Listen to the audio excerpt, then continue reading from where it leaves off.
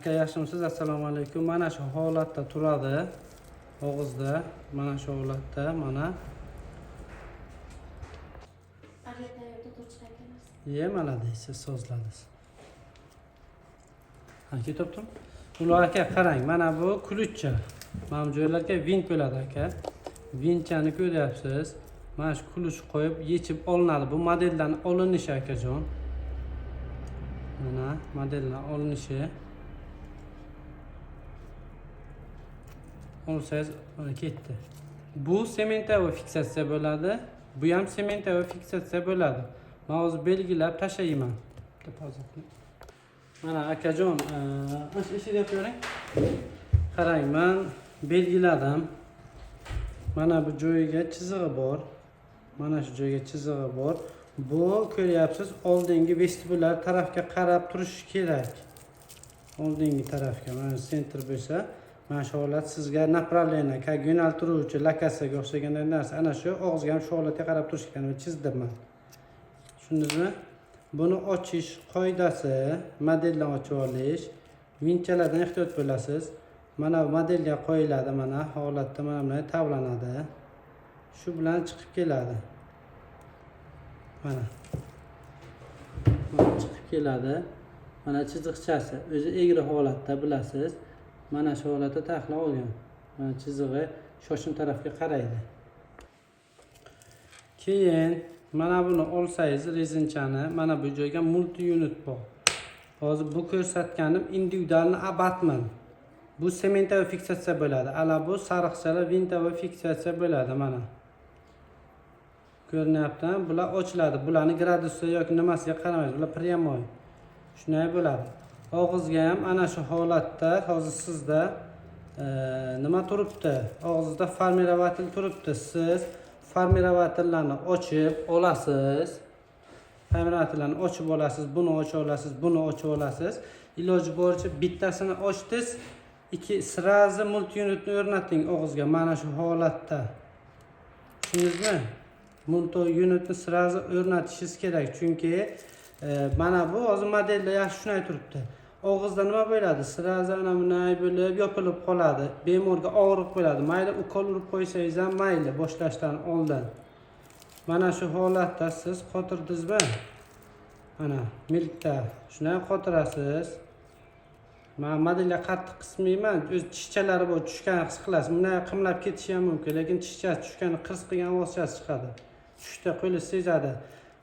Mana bu katta qattiq bor kuchingiz bilan qisavering, qo'rqmang, hech narsa bo'lmaydi. Bor kuchingiz bilan shunday qilsang, qo'lingiz bersa maksimal 15 tork beradi.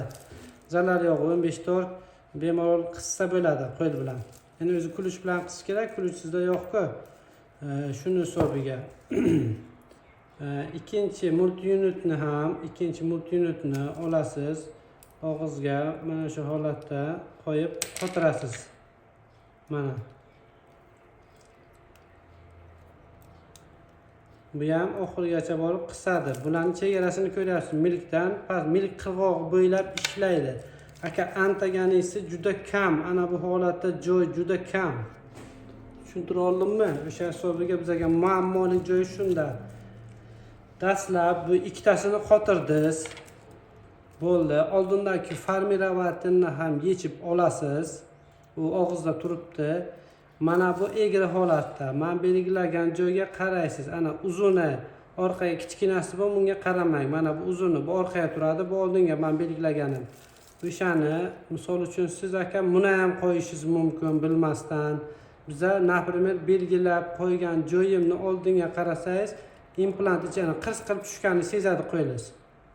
Mana shuni olasiz. Misol uchun bu yo'laga tushmaganini ana bunday qilsa qimlamaydi, aynalmaydi ichki yerga.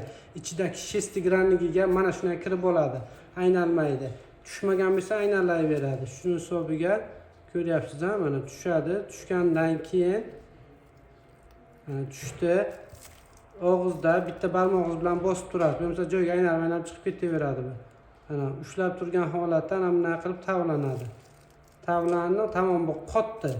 To'g'ri tushganligini bilish uchun zararni tishni qo'yib ko'rish kerak. Mana joyga tushdi, bu to'g'ri tushdi. Buni ham siz qaraydigan joyingiz qo'ydingiz tishni qo'tirgandan keyin mana bu joydagi shaykasiga qarang. Mana bu joy ochilib qoldimi yo'qmi? Ana bu holatda bo'lishi kerak. Yopilgan holatda bo'lishi kerak. Shaykalari yaxshi, milklarni pramushka deydi. Ana bu implant yo'q joylari bor-ku, o'sha joylardagi pramushka joylari yaxshi yopishyaptimi? Arasiga qilganga suv o'tib turadigan narsasi yo'qmi? Yoki milk sal oqartirdimi? O'sha holatda bo'lsa, sizda bu zo'r variant bo'ladi. O'sha qo'lingiz bilan yetaladingiz, keyin ana vinchadan olasiz. Vinchalardan ehtiyot bo'ling. Sindirib yormang. Vinchalarni ana qo'lingiz sezadi. O'zini vintin teshigiga kiradi-yu, tavlaysiz, siqib oladi sirasi. Og'izdan tushmaydi. Lekin darrov ikkita vintga ishonib tishlarni nima qilib, nagruska bermang ko'p og'izga. Buni chaynatib ko'rmang demoqchiman.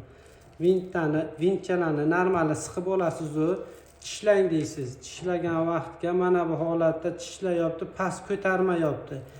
Bizaga nosi nima? Ana bu ikkita vint akana buni qilib ko'rsataman, mana ko'tarilib qolgan, ha. Bu ikkita vint ko'tarilib qolgan. Ana shu ikkita vint antaganiz qarama-qarshi tishga tegadi.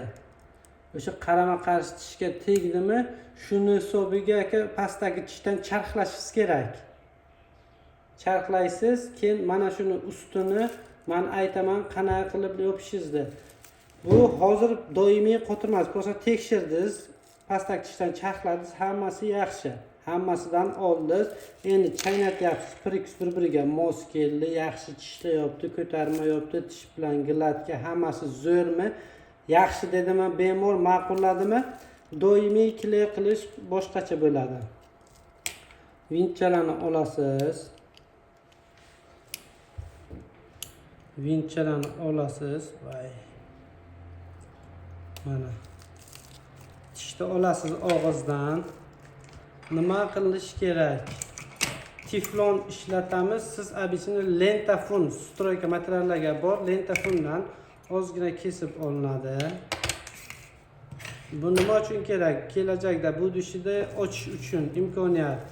Mana shu shaxta yopilib qolmassiz killaga qotirasiz-ku, u killa mana vinchani ustini yopib olmasligi uchun vint ustini yopsa, keyin ana bu kuluch kirmaydi. Shuni hisobga olgan holatda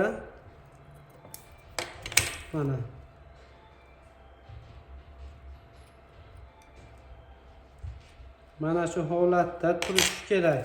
Faqat shuni o'zi emas, iloji bo'lsa dentin pastangiz, временный plombangiz bo'lsa, buni azga surtib qo'ying, ko'tarilib turmasin. Чтобы buni kirishiga xalaqit qilmasin. Endi bu bilan bu bizga buni uchun o'zim yopganman. Bu bilan bu bizga sementga fiksatsiya uchun tayyor. Fujini olasiz. Suyuqligini iloji boricha 1:1 nisbatda emas, kamroq parashokda ishlatasiz. Suyuqroq holatda bo'lsin demoqchiman. Aralashtirgandan keyin bunga solasiz, bunga qo'yasiz. To'ldirish kerak emas. Ozgina bu yog'iga devorlarini hamma joyiga surtib olsangiz yetadi. To'ldirib tashamang, chunki milkni ichiga nima plomba ketadi-yu, vaspalionni olib keladi milkni ostiga. Shu uchun devorlariga surtasiz, yuqi bo'ladi. Buni ham devorlarga surtasiz, yuqi bo'ladi. Olasiz-u, sirazi og'izga quritasiz, og'izga sirazi qo'yasiz. Mana shu holatda-yu, orqasidan vintingizni tayyorlab turing. Shoshish ko'p patar-putur kerak emas.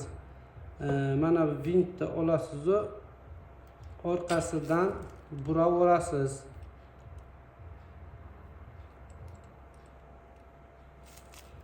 Mana. Orqasidan buraverasiz.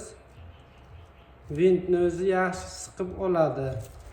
Qattiqdan shuni o'zlariga tishlatib turasiz. Aytganimdek, primerkadan keyingi narsa bu. Bu doimiy qotiradigan holat. Tap qilib buni qotirsangiz keyin ola olmasdan azob yeb yurmang demoqchiman.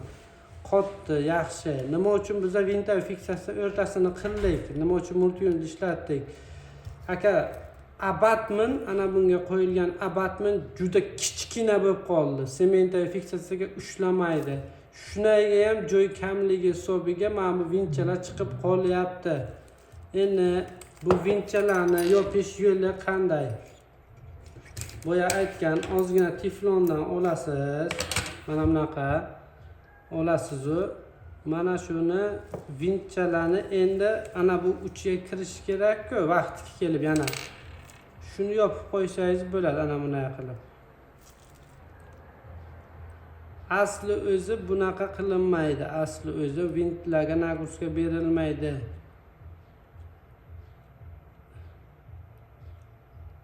Keyin kamroqgina bo'ladi, ko'rinmasa yaxshi. Shu ichi yopilsa bo'ldi. Keyinchalik polni svitovoy plomba qilib tiklab qo'ysangiz bo'ladi. Bu birinchi variant, vintlarni yopish. Ikkinchi variant nima aka? Ikkinchi variant doimiy qotirdi, zammasi yaxshi, bemor misol uchun kelyapti.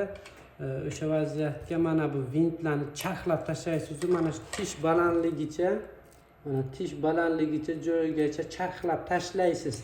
Yomon tarafi nima? Boshqa buni ocha olmaysiz keyin. Mana bu kulush bilan keyin ochib bo'lmaydi. Shuni hisobga olish kerak. Charxlab tashlaysiz, shtob ushlayotgan joyi ushlaydi. Keyinchalik olish taktikasi qanday bo'ladi?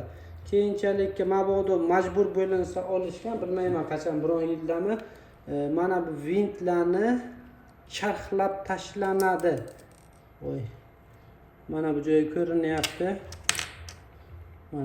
Mana shu aynalar keng, ichkarisi kichik aynalar emas, atrofdagi keng aylana hisobiga charxlab olib tashlansa, so'ngra shu ish qilinsa, mana bu vintlar qolib ketadi, mana bu holatga chiqadi. U vaziyatga siz charxlaganingiz mana bu multi unitgacha charxlashingiz kerak bo'ladi. Shunga bu multi unit brak bo'ladi, tish ham brak bo'ladi. Qaytib ishlatib bo'lmaydi. Olishda aytyapman, mabodo olish to'g'ri kelib qolsa, ularga estetik jihatdan vintlarga nagruska tushmaydi. Mana aytganday hozirgi usulda siz mana qotirilgan vintni ustini charxlab tashlasangiz, bu endi ochilmasa shu bilan ketadi. Yillab ketadi, xizmat qiladi bemalol. Mana shuni olib tashlasangiz bo'ldi. Chiroyli estetika xuddi mana bunga o'xshaganda bu gorchalari ko'tarilgan holatda bo'ladi. Mana buni bo'ltayib chiqib qolmaydi. Tushundingizmi? Qanaqa savolingiz bo'lsa yana yozasiz.